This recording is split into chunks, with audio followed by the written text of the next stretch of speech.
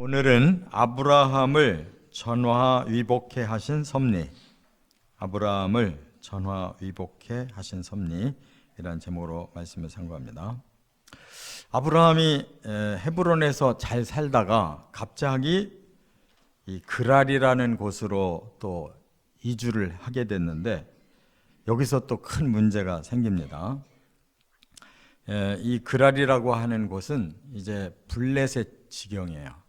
블레셋은 이렇게 그 지중해 해안 쪽으로 길게, 지금 가자지구처럼, 이제 가자지구보다는 사실 더 컸는데, 그 지역이 블레셋 나라인데, 아브라함이 헤브론에서 그대로 살지를 않고 이렇게 블레셋 지경으로 이사를 간 이유를 여기서 알 수가 없어요. 앞에 그 애굽으로 갈 때에는 기근이 있어서 갔다고 그랬거든요. 근데 지금은 아무 이유가 없어요. 그래서 이제 추정을 해볼 때 이 소돔 성이 멸망당하는 거를 이제 앞에서 봤었기 때문에 거기서 좀 더 멀리 떨어지려고, 사람의 심리적으로 이렇게 멸망당한 곳에서 좀 더 멀리 떨어지려고 지중해 해변 쪽으로 가지 않았나, 이렇게 추측이 될 수도 있고, 또 하나는 이제 헤브론 지역이 너무 오랫동안 이제 가축을 먹이다 보니까 이렇게 풀이 없어지면 좀 잠깐 딴 데로 옮겨야 또 풀이 크잖아요. 그래서 목축을 위해서 좀 옮기지 않았나 하는 추측도 할 수가 있어요. 또 하나는 혹 아브라함도 이 롯처럼 이 도시 생활이 좀 그리운 거 아닌가. 왜냐하면 그 블레셋 지경은 해변 국가로 일찍이 그 지중해에서 무역을 이제 하기 때문에 빨리 나라가 세워지고 도시 국가가 생긴 곳이거든요. 그래서 상당한 문화를 누리는 그런 곳이기 때문에 이제 이쪽 그 반대편에 소돔 쪽은 다 망했으니까 이제는 좀 해변 쪽 그 도시 국가 쪽으로 좀 가까이 가려고 한 건 아닌가. 아무튼 그 동기가 좋은 건 아니에요. 왜냐? 동기가 좋았다면 하나님 앞에 기도해보고 가라 했을 때 갔을 거예요. 근데 아브라함이 기도하는 사람인데 정작 자기 일을 할 때는 기도를 안 해요. 롯을 살릴 때는 죽으라고 중보기도 한 사람인데, 여기 20장에 벌써 싹 변해가지고 그냥 아무 근거도 없이 자리를 옮겼단 말이에요. 그랬다가 애굽에 가서 사라를 뺏긴 것처럼 여기서도 똑같은 일이 벌어진 거예요. 근데 참 이상한 것이, 이게 벌써 24년이 지난 사건인데 24년 전에는 그래도 좀 사라가 얼굴이 팽팽했다라고 볼 수가 있지만 지금 89세가 됐잖아요. 89세. 내년에 이제 90세 아기 날 사람인데 아직 임신은 안 된 상태지만, 이렇게 늙은 여자가 그곳에 갔는데 또 그쪽 사람들이 탐을 낸 거란 말이에요. 그러니까 위험을 느끼고 그때도 또 거짓말하게 만든 거예요. 우리 사이는 온누이 사이라고 해라. 그래야 사라를 뺏기더라도 아브라함은 목숨을 뺏기지 않으니까. 그러니까 그 사회가 얼마나 살벌한 사회인지를 알 수가 있죠. 아브라함은 딱한 사람이에요. 이방 나라 가서 사느라고 마누라를 계속 뺏길 수밖에 없는 상황인데, 앞에서도 하나님 섭리하시고 여기서도 하나님 섭리하셨어요. 근데 지금 앞에 이집트와 여기가 다른 것은, 이집트는 아내를 아예 줬어요. 근데 여기서는 아직 그 과정까지는 안 간 거예요. 그래서 아비멜렉이라는 왕이 또 탐내서 달라고 하니까 해서 주긴 했지만, 아비멜렉의 것이 되기 바로 직전에 하나님이 현몽을 하셨다 그랬어요.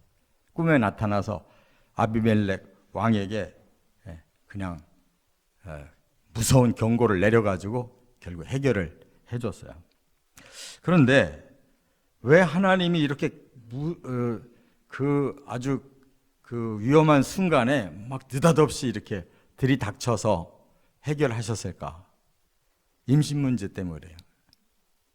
왜냐하면 이제 하나님이 약속하셨잖아요. 아브라함과 사라에게 너희들 내년 이맘때 아들 줄 거야. 그러면 벌써 이제 몸이 바뀌기 시작한 거잖아요. 아브라함도 이제 회복이 되고 사라도 태가 열릴 수 있도록 이렇게 하나님이 만들어 주시는 상태란 말이에요. 그러면 가만히 헤브론에 살고 있어야지. 왜 그 중요한 순간에 왜 옮기냔 말이에요. 기도도 안 하고. 그러니까 사람은 이렇게 미약한 존재. 뭘 몰라요. 영이 둔해가지고. 그래서 하나님은 이 중요한 타이밍에 다른 씨가 들어가면 큰일 나잖아요. 그러니까 하나님이 긴급하게 사람이 가는 행동은 어쩔 수가 없지만 상황을 막아줘야 되실 거 아니에요. 그래서 이렇게 아브라함의 실수를 다시 또 전화위복케 하는 섭리를 베풀어서 결국은 모든 게 합력해서 선을 이루게 하셨다 그 말이에요. 그러니까 우리가 여기서 깨달아야 되는 거는 그렇구나. 우리가 뭘 기도를 많이 해서 뭐 우리가 말씀을 많이 알아서 뭐 똑똑해서 상황 판단을 잘해서 이렇게 여기까지 순탄하게 온 게 아니구나라는 걸 깨달아야 된다는 거예요. 우리는 엉망으로 사는데 하나님이 그래도 막을 거 막고 틀 거 터서 우리의 선택으로가 아니라 하나님의 섭리로 오고 있다는 거예요. 깨달으시 바랍니다. 앞으로 천국 갈 때까지 우리가 얼마나 많이 헤맬는지 몰라요. 틀림없이 헤맬 거예요. 한 가정도 평생 가는 게 힘든데 천국길이 얼마나 더 힘들겠냐고. 그러나 믿는 구석이 있잖아요. 하나님은 사랑의 섭리가 있다는 거. 그러니까 우리가 해야 될 일은 항상 하나님만 자꾸 생각하면 되는 거예요. 그때그때마다 하나님께 신호를 받으면 되는 거예요. 할렐루야. 자, 오늘 세 가지 섭리를 봅니다. 첫째, 3절부터 6절까지는 사라를 보호하셨다. 제일 중요한 건 사라의 몸을 건들면 안 되는 거예요. 이제 임신을 약속하고 모든 조건을 하나님 만들어주시는 상황인데 이 사람들이 그냥 엉뚱하게 남의 터로 넘어가가지고 이렇게 사라를 또 뺏길 상황에 있으면 그 아브라함 100살, 사라 90세에 줄 이삭에 대한 이 모든 것이 헝클어지면 큰일이잖아요. 언약의 자식을. 그래서 아비멜렉에게 느닷없이 현몽을 하셔가지고 그에게 무서운 경고를 내린 거예요. 너는 사라를 건드렸다 그러면 너는 반드시 죽는다. 그리고 너의 이 범죄 때문에 너희 가문의 태가 다 다쳤다. 그런 거예요. 그러니까 지금 하나님이 뭘 경고하느냐에 따라서 그 하나님의 마음을 알 수가 있잖아요. 지금 하나님의 계획을 방해하는 자가 아비멜렉 왕이에요. 너를 죽인다. 그 다음에 이 사라의 태를 건들면 이 하나님의 일이 망가지니까 너희 자손들의 태를 내가 막아버렸다는 거예요. 그 벌로. 그래서 이 사라의 태를 보호하시고 또 하나님의 그 언약이 이루어지도록 이렇게 급박하게 아비멜렉을 막아주셨기 때문에 사라가 보호를 받아서 무사히 언약의 아들 이삭을 낳은 거지. 그렇지 않았으면 다 깨질 뻔했어요. 뭐 하나님만 그냥 이 위급한 거예요 지금. 딴 사람들 아무도 모르는 이 상황에서 하나님만 지금 다급하신 거예요. 우리도 좀 이렇게 어리석은 짓 너무 많이 하지 말고 하나님 속썩이지 말고 우리 마음이 좀 빨리빨리 깨닫고 좀 하나님의 뜻을 찾아 나가시길 바랍니다. 두 번째는 이제 7절과 17절, 18절에 보면 아브라함을 높여주셨다는 거예요.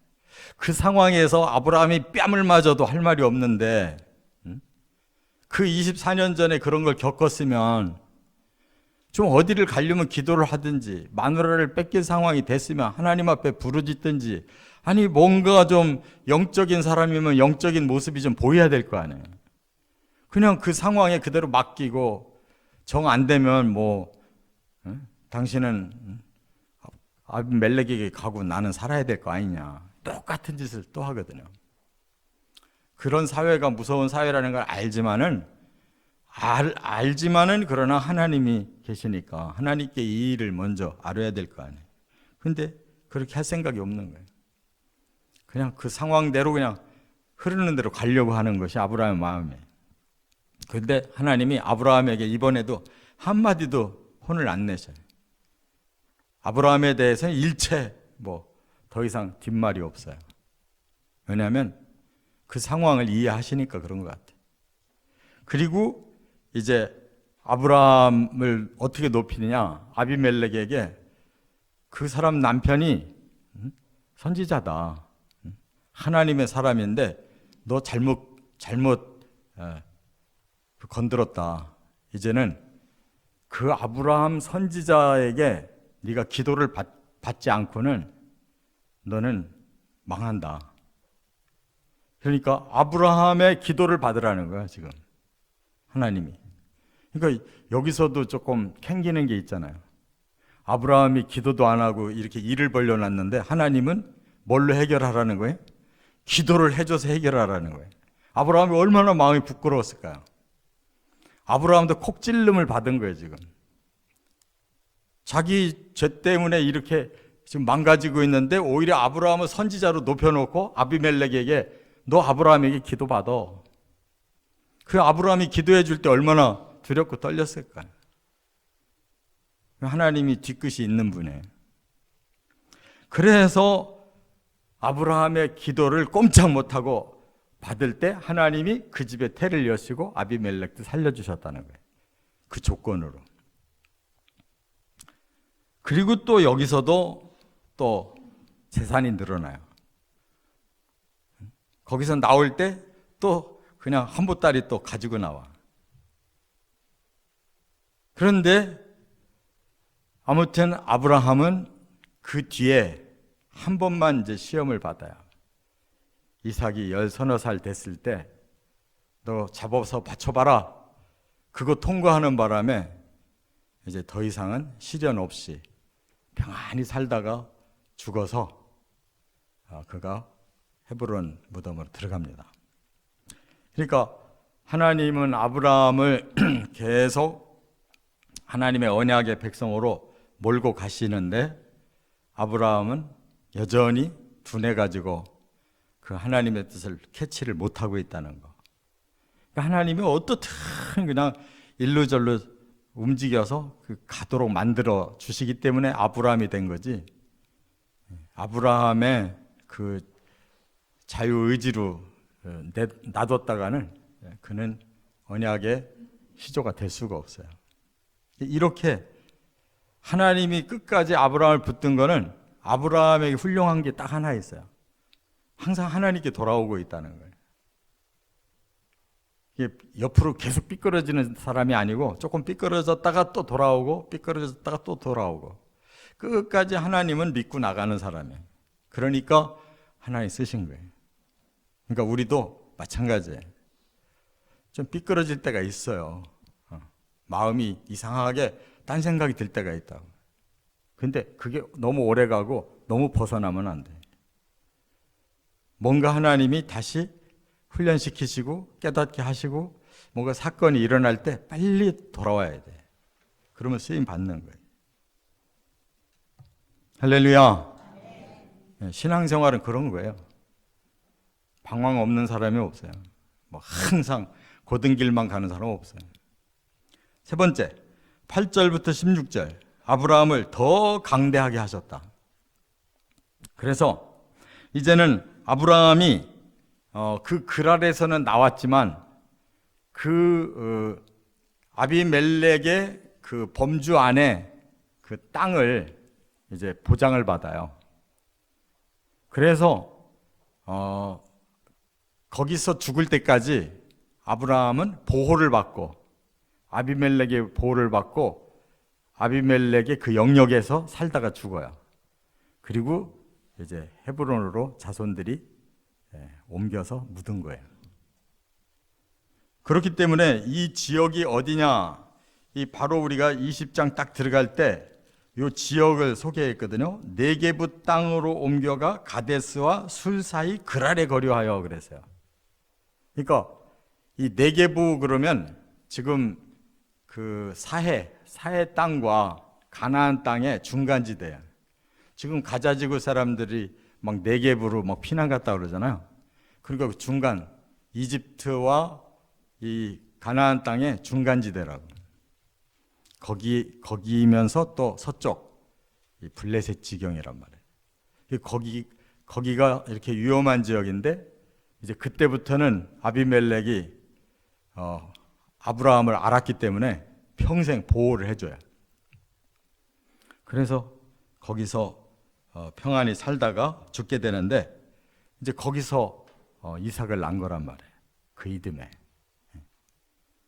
그래서 그 이듬해 낳고 이제 잘 살다가 죽었어요. 그러니까 100세에 낳는데 하나님이 장수를 시켜가지고 175세에 죽었다고. 75년 더 살았어요. 그 바람에 사라가 135세인가? 127세인가? 하여간 얼마 못 살고 갔어요. 사라는 일찍 갔어요. 그랬더니 구두라라는 젊은 여자를 다시 얻어가지고 자식을 6을 낳았다고. 보통 사람 같으면 좀 혼자 살아야 되는데 살아간 다음에 다시 몇십 년이 남았어요. 그래서 구두라 후손이 생긴 거예요. 그러니까 우리가 인간적인 면만 쭉 살펴보면 아브라함도 별 볼 일이 없어요. 탁월한 사람은 아니에요. 하나님을 끝까지 믿고 그냥 그 길을 간 사람이라는 것뿐이에요. 그런데 아브라함을 이렇게 강대하게 해서 블레셋의 왕의 보호를 이제는 받고 거기서 평안하게 여생을 살고 이삭을 낳아서 길렀다는 거예요. 그렇다면 우리가 여기서 한 가지 이제 그 방향을 발견하게 돼요. 결국 인생의 생사화복은 하나님 손안에 들어있고 우리가 하나님의 그 복을 받으려면 우리 힘이 아니라 하나님의 힘으로 받는다는 거. 우리가 할 일은 끝까지 하나님 쪽으로만 향하면 된다는 거. 꼭 깨닫고 하나님의 은혜를 받으며 사시기를 주의 이름으로 축원합니다.